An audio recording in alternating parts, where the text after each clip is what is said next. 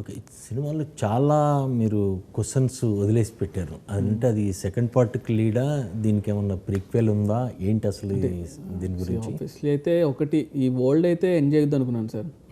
ఎందుకంటే ఇంత కష్టపడి ఇంత చేసి అదేదో పార్ట్ 2 చేయాలి అందుకనే ఇక్కడ వదిలేద్దాం పోర్షన్స్ అనుకోలేదు. ఈ సినిమా వరకు మాత్రం ఎవరు యాంటాగనిస్ట్ ఎవరు ఉన్నారు, ఇమ్రాన్ హష్మి గారు అండ్ పవన్ కళ్యాణ్ గారు, వీళ్ళిద్దరి మధ్య జరిగే కాన్ఫ్లిక్ట్ కానీ ఈ సినిమాని ఫస్ట్ నుంచి బిల్డ్ చేశాను. ఆ కాన్ఫ్లిక్ట్ అయితే నీట్గా క్లోజర్ ఇచ్చేసాను దానికైతే.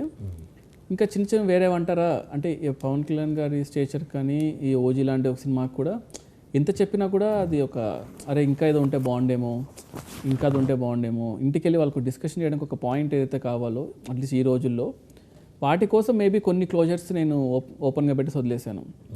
ఎందుకంటే ఆబ్వియస్గా ఈ వరల్డ్ని కంటిన్యూ చేయాలి 100%. అదైతే అందులో ఎటువంటి డౌట్ అయితే లేదు సార్.